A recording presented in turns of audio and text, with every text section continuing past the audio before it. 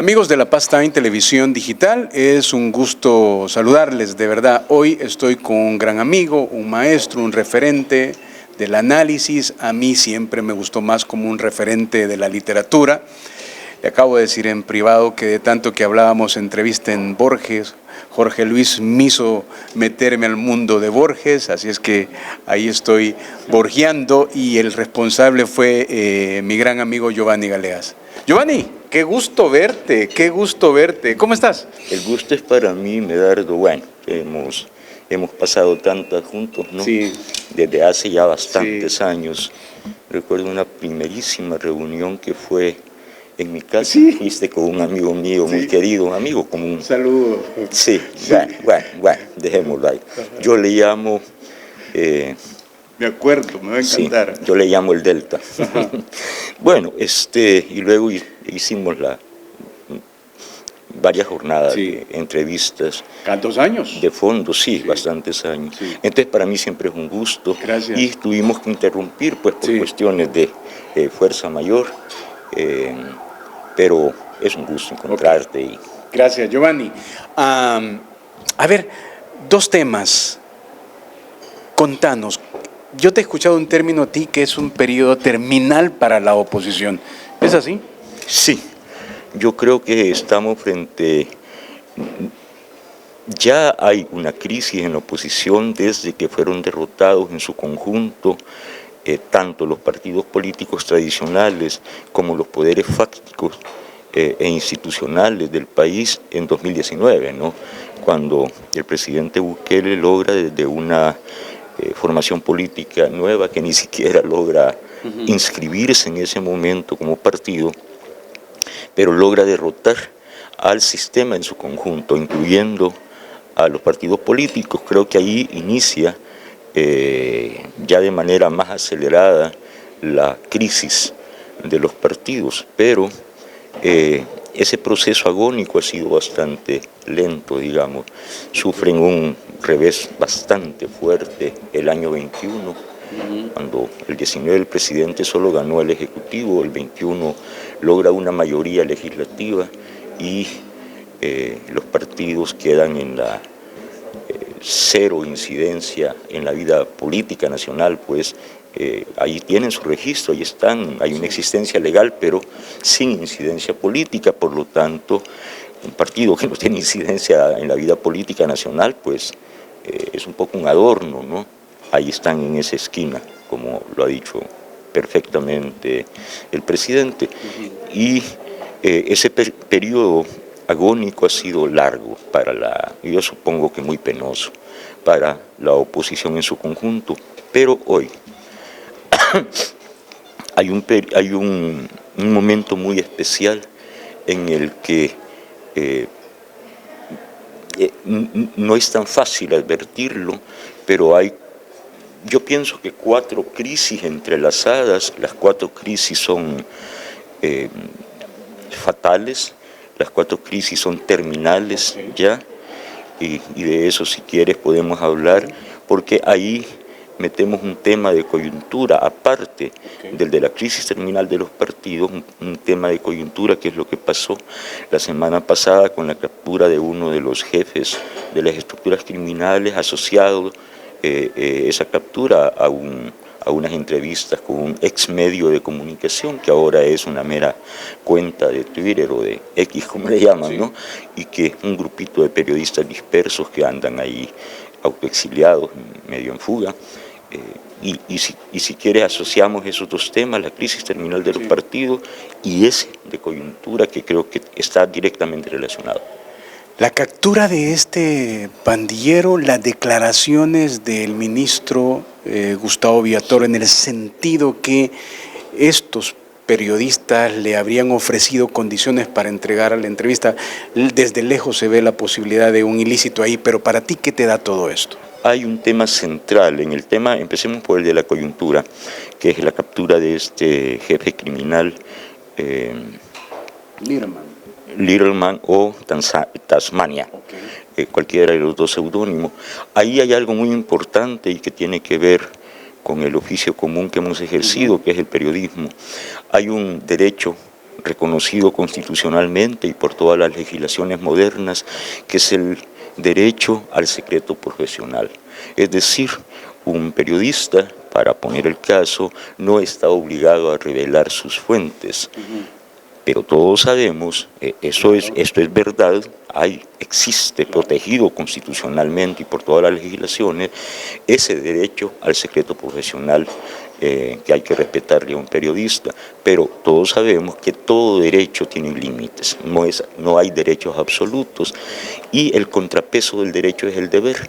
Entonces, los ciudadanos tenemos derechos, pero para gozar plenamente de esos derechos tenemos que asumir deberes como ciudadanos también. Esto es importante entenderlo, y porque, digamos, hay muchísimos derechos ciudadanos, se van agregando, se van ampliando, pero hay 3 derechos fundamentales: derecho a la vida, derecho a la libertad y derecho a la propiedad. Esos son los derechos naturales, 3, pero los 2 últimos, el de derecho a la libertad y a la propiedad, no tienen sentido si no se respeta el primero, que es el derecho a la vida, ¿no? Entonces, para proteger la vida de un ciudadano, para que yo no, por un momento de irritación, porque tomé bebidas alcohólicas o consumí a saber qué sustancias, por lo que sea, por líos pasionales, sencillamente porque alguien me miró mal, saco una pistola, un cuchillo, un corvo y mato a alguien, o alguien me mata a mí. Para que eso no suceda en la sociedad, que hay tantos incidentes, los ciudadanos hicimos un acuerdo fundamental, que es delegar el uso exclusivo y legítimo de la fuerza en el Estado. Solo el Estado puede ejercer la fuerza para proteger la vida de todos. Bueno, ese es el primer y fundamental derecho. Entonces, cuando hay alguien que pone en peligro la seguridad pública, y más grave todavía, la seguridad del Estado, porque la seguridad pública es un problema que lo resuelve la policía, la seguridad del Estado es algo mucho más grave. Cuando hay una amenaza real y grave, tanto a la seguridad pública como a la seguridad del Estado, entonces ese derecho profesional al secreto, es decir, el derecho al secreto profesional, ya no funciona, termina. Porque, exacto, sobre todo porque los últimos 2 entrevistados, miembros de eso, no los únicos, los últimos 2, miembros de 2 estructuras criminales salvadoreñas, MS-13 y Barrio 18, esas 2 organizaciones y sus miembros, y sobre todo sus jefes, han sido designados por este Estado, el Estado salvadoreño, el Estado norteamericano o Estados Unidos, pues, y otros países como terroristas. El terrorista no puede, frente a un terrorista, un periodista, un médico, quien sea, un abogado, no puede alegar el secreto profesional porque pone en grave peligro seguridad pública y seguridad del Estado. Ese es el límite. El Faro, o este grupo de periodistas y su entorno, han alegado el respeto al secreto profesional. Lo que hicieron fue un simple pacto. Eso sí es un pacto. Es decir, nosotros damos la entrevista y vamos a guardar el secreto de dónde estás ubicado, y seguramente... Fuera del sigilo de cómo se movieron ellos como periodistas para encontrarlo, escondiéndose, grabar. Ahí estoy totalmente de acuerdo contigo. Ellos pierden el derecho a al secreto profesional en el momento en que los 2 entrevistados están tipificados como terroristas. Eso no es que linda, es ilegal. Muy bien, muy bien. Como hemos encontradonos aquí con Giovanni, yo creo que estos 2 temas han sido fundamentales. Vamos a pactar una entrevista más tranquila, más pensada, como las que hacíamos siempre. Solo si me permite, dime, por favor. Cerrar la reflexión, porque decía que son 2 temas, y yo muy rápidamente te lo digo. Este tema de coyuntura de esa captura pone en serio peligro por razones de que esa gente pasa facturas, y las pasa de manera bastante cruel. Esos muchachos se metieron en un grave problema, esos periodistas. Pero no solo eso, el segundo tema, muy rápido te lo digo, conectado, es el siguiente: el tema de que no es una coincidencia, o alguien que me diga si lo mira como una coincidencia, el hecho de que el presidente Bukele y su movimiento, al derrotar al sistema en su conjunto en 2019, comienza a derrotar ya el 21 a la clase política tradicional. Quedan en calidad de marginales, pero también con la clase política al mismo tiempo prácticamente caen las pandillas. Colapsan las pandillas, colapsa la clase política, queda con nula incidencia en la vida política nacional, pero colapsan otras dos instancias. Los medios que decidieron aliarse a los criminales en contra de la sociedad y del Estado, como es el caso de estos periodistas que andan un poco autoexiliados y un poco en fuga, pero también las ONGs aliadas.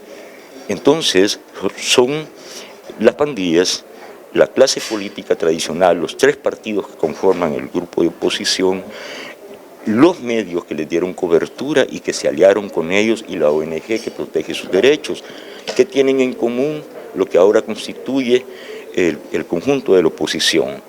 Libérenlos ya, en el caso de un micropartido que se llama Vamos, y Arena y el FMLN, un pacto abierto, totalmente público ya, en términos de que no es información de un periódico, de un analista, de un escritor, sino que es información que está en los tribunales, está en expedientes fiscales y en juicios que han corrido en los tribunales. Hay presos, ministros de seguridad en 3, uno de defensa, 2 de justicia, un expresidente de la Asamblea, un exalcalde de San Salvador, por el tema de pacto con las pandillas. Y junto a esa clase política, a esos 3 partidos, ya en fase final, se caen las ONG, se van del país, y caen los medios y se van del país también. Son 4 instancias, otrora importantes, que ahora juegan 0 incidencia. Se aliaron con los criminales en contra de la sociedad. Creo que eso es bien importante y eso interrelaciona a esa coyuntura que pasó con estos muchachos y lo último que ha pasado con los partidos políticos, que es, en un caso, 2 señoras que se pelean, que son la máxima jefatura de un micropartido. Esto no es un insulto, es la descripción de un hecho, que vamos, libérennos ya, que hay una clara defensa de los criminales porque son su nicho de votos. Arena y el FMLN, que abiertamente pactaron con ellos. En el caso de Arena, su miembro, una de las miembros del comité, ¿cómo se llama? El COENA, ese máximo organismo de dirección del partido, corre como candidata a alcaldesa, no gana, al día siguiente denuncia que el partido es corrupto, que le hicieron fraude, trampa, y se pasa a otro partido al día siguiente. Hablo de Ondina Ramos, sí, protegida por el presidente del partido y en pleito con una diputada. Se va del partido y lo denuncia como corrupto. Ya el partido ya estaba mal, ya el partido está en disolución y con este problema creo que le da la puntilla. Y para terminar, el estratega persa, que así se autodenominó, estratega persa, sensei chino, sabio filósofo griego, combatiente sandinista, guerrero saharaui, pero sobre todo estratega persa además, hizo una gran jugada, que es, fingió o simuló que lanzó a una señora como candidata ciudadana, pero él como es estratega, nadie sospechó que no la volvió a hacer. Ya había hecho una jugada maestra similar, donde simuló que él iba a ser el candidato, lo dijo, y no era él, sino que era otro. Entonces hizo que gastara el gobierno y todo, millones de dólares, porque nos engañó. Nos engañó. Sí, y entonces él se salió y puso al otro, y él dice que es una jugada maestra. Bueno, en este caso se superó a sí mismo, porque fingió lanzar a una señora, pero el plan era luego presionarla para que renunciara, pero no solo que renunciara, sino que además insultar al candidato presidencial y a otra candidata diputada. Entonces hay una renuncia de alguien que ya había ganado como diputada su lugar como candidata, renuncia, pero a la vez denuncia a otra que ganó junto a ella bueno, las dos amantes, eso dice ella, eso dice ella, ¿no? En un problema amoroso con el candidato presidencial. O sea que se rayan dos diputadas, una renuncia, la otra queda sumamente rayada, y el señor candidato es denunciado como mínimo, como pispireto, como coqueto, pero ¿y la esposa? Entre ellas son tres. Sí. Entonces es un problema bien grave, pero todo esto era la gran jugada maestra del estratega persa, que logró engañarnos a todos, nos hizo gastar millones de dólares hablando de él y hacer meme, pero la jugada no era esa, a nadie sabe cuál es la jugada. Okay. Me encantó esa última parte, muy buena. Gracias, Giovanni, te agradezco, muy buena, lo has explicado súper bien. Hemos conversado con Giovanni Galeas. Gracias.